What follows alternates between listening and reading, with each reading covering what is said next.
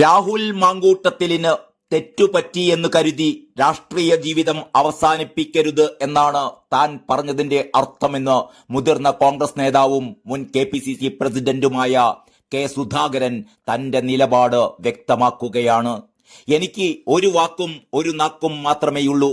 ശിക്ഷയ്ക്ക് അർഹതയുണ്ടെങ്കിൽ ശിക്ഷിക്കപ്പെടട്ടെ.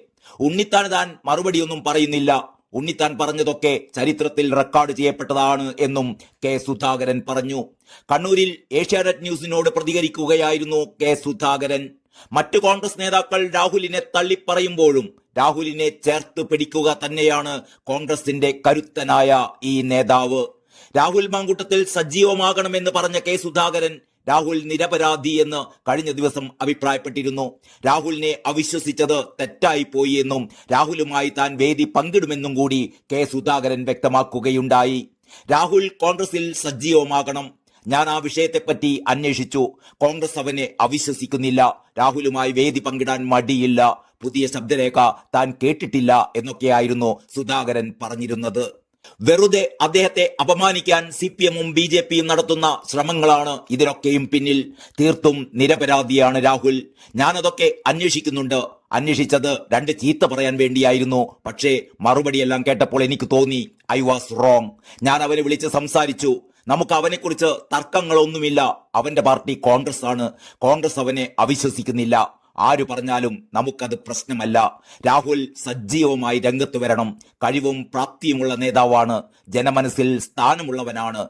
ആളുകൾക്ക് ഒരുപാട് വികാരങ്ങളും വിചാരങ്ങളും പകർത്തിക്കൊടുക്കാൻ സാധിക്കുന്ന പ്രാസംഗിക കരുത്തുള്ളവനാണ്.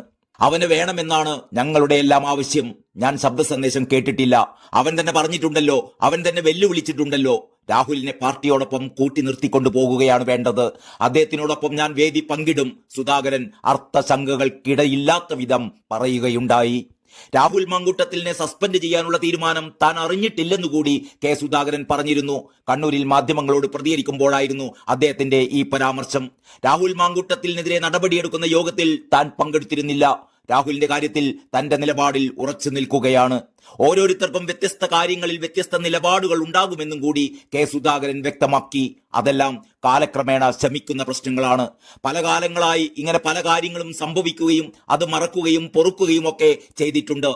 ഞാൻ പറയുന്നത് എന്റെ മാത്രം നിലപാടാണ്. ഓരോരുത്തർക്കും അവരവരുടെ നിലപാടുകളുണ്ട്, സുധാകരൻ പറയുകയുണ്ടായി. കോൺഗ്രസ് മുഖപത്രവും രാഹുലിനെ പിന്തുണയ്ക്കുകയാണ് ചെയ്യുന്നത്. CPM-ന്റെ രാഷ്ട്രീയ ഗൂഢാലോചനയുടെ ഇരയാണ് രാഹുൽ മാങ്കൂട്ടത്തിൽ എന്നാണ് മുഖപത്രമായ വീക്ഷണം പറയുന്നത്. പാലക്കാട് ഉപതെരഞ്ഞെടുപ്പിൽ LDF-നെയും BJP-യെയും ചരിത്ര ഭൂരിപക്ഷത്തിൽ തോൽപ്പിച്ചതായിരുന്നു രാഹുൽ ചെയ്ത കുറ്റമെന്നും കോൺഗ്രസ് പത്രം പറയുന്നു. രാഹുലിനെ ന്യായീകരിച്ചുകൊണ്ടാണ് മുഖപത്രത്തിൽ ലേഖനമുള്ളത്. കോൺഗ്രസ് നേതാക്കൾ പലരും പരസ്യമായി തള്ളിപ്പറയുമ്പോഴാണ് വീക്ഷണം പത്രം രാഹുലിന് പൂർണ്ണ പിന്തുണയുമായി രംഗത്തെത്തിയത് എന്നത് ശ്രദ്ധേയമാണ്. രാഹുലിന്റെ തലമുറയിൽപ്പെട്ട ഒരു പറ്റം ചെറുപ്പക്കാർ കോൺഗ്രസിനുള്ളിൽ വളർന്നു വരുന്നത് CPM-ന് ഭീതി പടർത്തിയിരിക്കുകയാണ്. രാഷ്ട്രീയ സർഗാത്മകതയും പ്രജ്ഞാശേഷിയുമുള്ള ചെറുപ്പക്കാർ വളർന്നു വന്നാൽ അത് CPM-നെ ഗോത്രഹത്യയിലേക്ക് എടുത്തെറിയുമെന്ന് CPM തിരിച്ചറിഞ്ഞിട്ടുണ്ട്. അപവാദങ്ങളിൽ പതറാതെയും വ്യക്തിഹത്യകളിൽ തളരാതെയും ജാഗ്രതയോടെ മുന്നോട്ട് പോകണമെന്നും മുഖപത്രത്തിൽ പറയുന്നു. യുവതിയുടെ ബലാത്സംഗ കേസിന് പിന്നാലെ രാഹുൽ മാങ്കൂട്ടത്തിൽ പാലക്കാട്ടെ രഹസ്യ കേന്ദ്രത്തിലേക്ക് മാറി എന്നാണ് ഏറ്റവും ഒടുവിലത്തെ സൂചന. വെള്ളിയാഴ്ച രാവിലെ കുറച്ചു സമയം മൊബൈൽ ഫോൺ ഓണായിരുന്നു. മുൻകൂർ ജാമ്യ ഹർജി നൽകാൻ ഫോണിലൂടെ അഭിഭാഷകനുമായി സംസാരിച്ചിരുന്നു. തുടർന്ന് മൊബൈൽ ഫോൺ ഓഫ് ചെയ്യുകയും ചെയ്തു.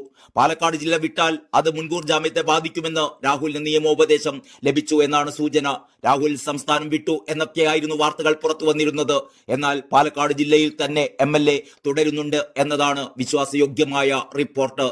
അതേസമയം MLA-യുടെ ഔദ്യോഗിക വാഹനം താമസിക്കുന്ന ഫ്ളാറ്റിൽ തന്നെ ഉണ്ടെന്നുമാണ് വിവരം.